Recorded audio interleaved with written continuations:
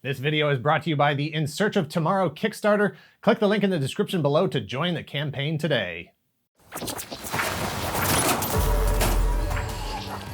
Can you tell the difference between a friendly space alien monster and an evil one? Like, just by looking at them? Even some of the friendly ones have a reputation for ripping people's arms off after losing a game of space chess. So how can you be sure?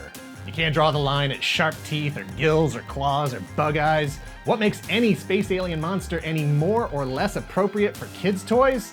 Context, that's what. And this is why context matters. This is Kenner's 1979 18-inch Alien.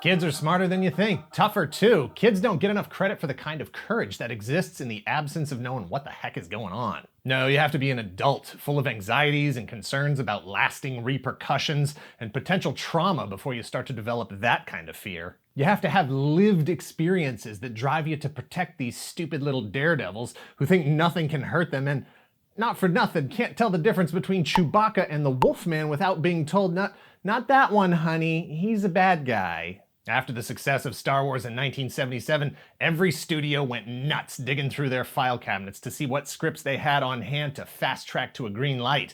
Black Hole, Buck Rogers, Battlestar Galactica, Moonraker, Star Trek. It was a race to release properties that could draft off the enormous momentum that Star Wars put into the market. And while yes, that meant science fiction, spaceships, action, and adventure, it also meant stuff with aliens. More specifically, stuff with aliens that could be turned into toys, just like Star Wars did. Alien was released in 1979 by 20th Century Fox, the same company that released Star Wars. It had a budget of just over $4 million and was shot at Shepperton Studios in England. You know who else shot there? Star Wars. While Alien was directed by Ridley Scott and featured names like Tom Skerritt, Sigourney Weaver, and John Hurt, the real star of the show, the one that got top billing, was The Alien. Designed by H.R. Giger utilizing a visual aesthetic he called biomechanical, the result was an iconic alien creature unlike anything that had been seen on screen before, and to top it off, it was a creature that went through an evolution over the course of the film. Stage 1 is an egg, from which hatches a Stage 2 facehugger. The facehugger latches onto an unfortunate host and implants an embryo that, after a period of gestation, becomes a Stage 3 chestburster. The chestburster rapidly matures into a Stage 4 adult physical form that Giger referred to as alien dessert, as in the first course of alien dinner service is alien soup, followed by alien appetizers, alien entree, and then, finally, alien dessert. Within the narrative, and for marketing purposes, the alien is referred to as the alien, but for the production crew, that final stage was more affectionately referred to as, among other names, the big chap. As in, hey, we're ready to shoot the scene with the final stage space monster. Bring in the big chap. Big because the suit actor, Balaji Badeja, was nearly 7 feet tall without the suit. Tack on that giant canoe head, and he was a seriously big dude, or big chap, as Ridley Scott, proper Englishman, might say. Look, everyone assumed this was just another space adventure movie with spaceships and lasers and at least one marketable alien in it. Who in their right mind would use the spotlight on science fiction that Star Wars created to produce a psychological horror that just happened to take place in space? Who does that? Kenner presents new alien action figure. Quick, shut the airlock!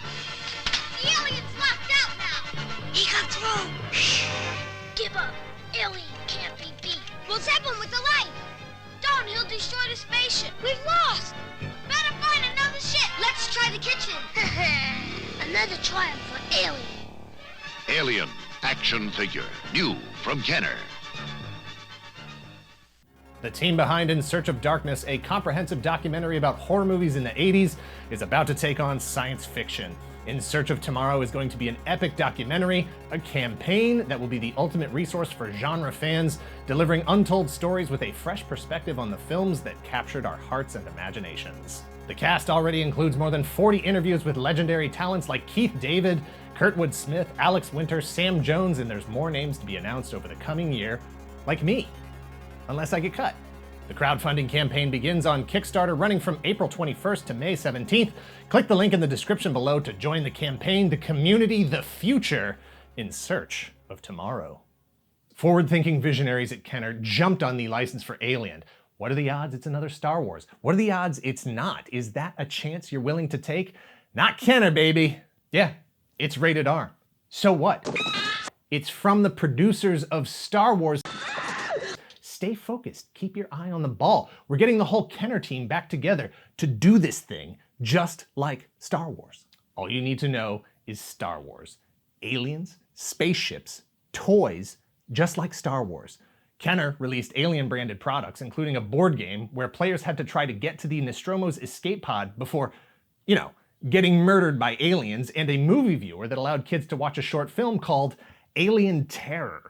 But the centerpiece of the campaign was the mega-scale 18-inch alien action figure, the Big Chap himself, in all his horrible, skeletal, insectoid, nightmare-mouthed, six-fingered, trauma-inducing glory. Complete with glowing brains, spring-loaded arms to crush its victims, movable tail to swing by, and mechanically operated jaws. Sales were not great. The 18-inch alien did not do Star Wars numbers. It wasn't very durable, his clear dome cover came off and got lost, his pipes, tails, and other alien parts snapped right off. And if, as a parent, you happened to see the movie, you knew that it was a psychologically horrifying, nightmarish space creature with unsubtle, sexualized design aspects that needed to plant a seed inside you through your mouth to procreate.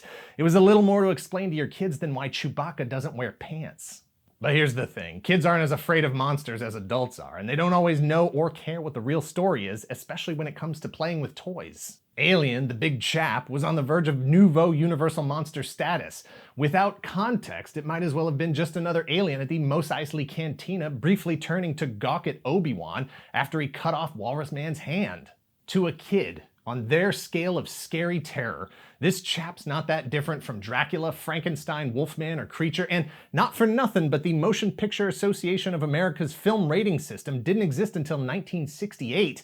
Who knows what Dracula or Wolfman or Creature would have been rated at the time if it had been around in the 30s. Yeah, it seems weird today to look back and think that anyone thought this was a good idea. We have the benefit of hindsight. We live in the future. But the reality is that Kenner had a pretty strong marketing angle. They absolutely snuck a bunch of these figures under the Christmas tree before parents had any idea what they were actually buying their kids, and/or didn't care, and the kids loved it whether they saw the movie or not, and some of them absolutely did. Kenner's Big Chap was ahead of its time. Just 7 years later, as Star Wars was dying, there would be a cartoon series and toys based off the also rated R Rambo franchise. 2 years after that, in 1988, a RoboCop cartoon and a toy line also from Kenner. 1991, Toxic Crusaders from Playmates. 1992, Terminator 2 from Kenner. 1993, Demolition Man from Mattel. 1994, Predator, and another line of aliens, both from Kenner. Because Kenner looked ahead into the future and saw a different world. You can say that this alien, this Big Chap, was scary, terrifying, age inappropriate, but don't forget that he was also ahead of his time, a monster, a toy, a glimpse into a future that we weren't quite ready for, an oddity too soon. Thanks for watching. Please hit like, hit subscribe if you're not already a subscriber. Thank you very much to those of you who already are. If you're in the position to help the channel grow, please visit our Patreon at patreon.com/toygalaxy or become a channel member at youtube.com/toygalaxytv/join. Both Patreon and YouTube channel membership have the same exclusive content, so choose your own adventure. Please share this video and let us know in the comments down below if you prefer a Big Chap style alien or something more soft and cuddly like Chewbacca or E.T. or Alf. When's NECA coming out with Alf figures? Soon, I hope? Probably soon. I need to talk to them about that. His feet always creep.